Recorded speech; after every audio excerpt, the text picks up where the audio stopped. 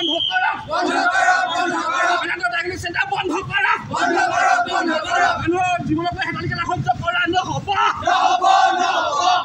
মেদান্ত যিখন diagnostic centre সেইখন কিন্তু বন্ধ কৰিবই লাগিব বন্ধ নকৰালৈকে অসমীয়া জনতা আমি ধাৰাবাহিক আন্দোলন কৰি যাম মেদান্ত এটা ডাঙৰ ঘটনা কৰিলে আপোনাৰ দেৱশিশু বুলি কয় যে 14-15মহীয়া এটা দেৱশিশু সেই দেৱশিশুটো দুখ পাইছিলে দুখ পাওঁতে আপোনাৰ ডক্টৰ নুমল দাস হস্পিটেলত দেখুৱাবলৈ গ'ল তাৰপিছত তেওঁলোকে লিখি দিলে যে আল্ট্ৰাচাউণ্ড কৰিবলৈ সেই 15মহীয়া ল'ৰাটো 14মহীয়া ল'ৰাটো আপোনাৰ আল্ট্ৰাচাউণ্ড কৰিলে মেদান্তাত তাত ৰিপৰ্ট ওলালে যে পেচাবৰ নলীত আপোনাৰ কৈছে যে পেচাবৰ নলীত ফটা হ'ব পাৰে আৰু আপোনাৰ পেচাবৰ নলীত ইনফেকশ্যন আছে অপাৰেশ্যন কৰিব লাগিব ডক্টৰক দেখুৱালে ডক্টৰে ক'লে যে অপাৰেশ্যন কৰিব লাগিব কিন্তু তাৰ পিছদিনাই আপোনাৰ তাৰ পিছতেই আপোনাৰ সেই 14-15মহীয়া ল'ৰাটো অভিভাৱকে গৈ পিনি ডিব্ৰুগড় মেডিকেল কলেজত দেখুৱালেগৈ ডিব্ৰুগড় মেডিকেল কলেজত আপোনাৰ ওলাইছে যে আল্ট্ৰাচাউণ্ড নৰ্মেল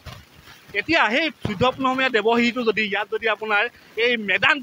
মেদান্তা নে ফেদান্তা বোলা যে এইখন যে টেষ্ট পিয়া যি ৰাইজৰ টেষ্ট পিব লৈছে এই টেষ্ট পিয়া মেদান্তাত যদি সেই ৰিপৰ্টটো চাই পিনি এই মানুহঘৰে যদি অপাৰেশ্যন কৰিলেহেঁতেন দেৱশিশুটো আপোনাৰ 14-15মহীয়া শিশুটো যদি অপাৰেশ্যন কৰিলেহেঁতেন তেতিয়াহ'লে সিটো চিৰ জীৱনৰ কাৰণে ঘূণীয়া হৈ গ'লহেঁতেন ইয়াৰ দায়িত্ব কোনে ল'লেহেঁতেন মেদান্তাই ল'লেহেঁতেন ইয়াৰ দায়িত্ব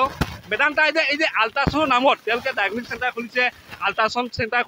কৰিছে ভাল কথা কিন্তু ৰাইজক ভালকৈ আল্ট্ৰাচাউণ্ড কওক কি ভুৱা ৰিপৰ্ট দিছে তেওঁলোকে ভুৱা ৰিপৰ্ট দি আপোনাৰ তেখেতে মানুহক মৃত্যুমুখলৈ পেলাই দিছে আৰু তেওঁলোকে এক বৃহৎ কমিশ্যন ৰাজ চলাইছে আমি খবৰ পাইছোঁ তেখেতে বহু আশাকৰ্মী বহু আপোনাৰ টেম্প'ৱালা বহু আপোনাৰ টমটমৱালা ড্ৰাইভাৰবোৰক তালৈ গ'লে বোলে তেওঁলোকে কমিশ্যন দিয়ে বুলি আমি এক খবৰ শুনিবলৈ পাইছোঁ আৰু এইখন আমি লখিমপুৰ জিলা প্ৰশাসনক আমি দাবী জনাইছোঁ লগতে মাননীয় মুখ্যমন্ত্ৰী ডাঙৰীয়াক দাবী জনাইছোঁ যে এই মানুহৰ জীৱনক লৈ হেতালি খেলা এই কি মেদান্তা নামৰ যিখন ইয়াত ডায়াগনষ্টিক চেণ্টাৰ আছে সেইখন কিন্তু অতি শীঘ্ৰে বন্ধ কৰিব লাগিব আৰু সেইখন যেতিয়ালৈকে বন্ধ নকৰে আমি অসমীয়া জনতাই ধাৰাবাহিক প্ৰতিবাদ কৰিবলৈ বাধ্য হ'ম আৰু অলপ দিনৰ আগত আপোনালোকে গম পায় যে অলপ দিনৰ আগত এগৰাকী মহিলা এপেণ্ডিক্স আছে বুলি আপোনাৰ তেখেতৰ ৰিপৰ্ট ওলালে মেডিকেল কলেজত অপাৰেশ্যনো কৰিছিলে কিন্তু ডক্টৰে এপেণ্ডিক্স নাপালেই সেই তেনেদৰে ঘটনাটো আৰু কিমান ঘটনা আছে চাগে ইয়াৰ ওপৰত এটা উচিত তদন্ত কৰি মেদান্তা বন্ধ কৰিবলৈ আমি অসমীয়া জনতাই দাবী জনাইছোঁ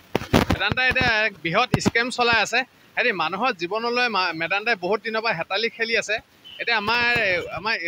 কিছুমান আমাৰ যিসকল ভাল ইয়াৰ লেব তেওঁলোকে কয় মানে মেদান্তাখন খোলা মাত্ৰ 6 মাহহে হৈছিলে 6 মাহত ইমানেই পেচেণ্ট হৈছে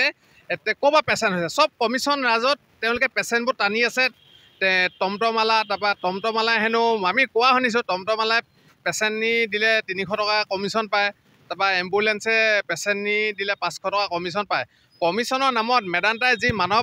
মানৱ জীৱনৰ লগত হেতালি খেলিছে আৰু মানুহৰ ভুৱা ৰিপৰ্ট দি মানুহক মৃত্যুৰ মুখলৈ ঠেলিছে আমি অসমীয়া যুৱ মঞ্চই কোনো পৰ্যায়ে সহ্য নকৰোঁ আৰু আমাৰ স্পষ্ট কথা আমি মেদান্তা বন্ধ নোহোৱালৈকে আমি গণতন্ত্ৰৰ শেষ পৰ্যায়লৈকে আমাৰ ধাৰাবাহিক আন্দোলন চলি থাকিব লাগিলে আমি দিল্লীলৈকে আমি দিছপুৰলৈকে আন্দোলন কৰিম আমি লাগিলে মেদান্তা বন্ধ নোহোৱালৈকে আমি দিল্লী পৰ্যন্ত যাম মেদান্তাক যিকোনো মূল্য বিনিময়ত বন্ধ হ'বই লাগিব আমাৰ অসমীয়া যুৱ মঞ্চৰ স্পষ্ট কথা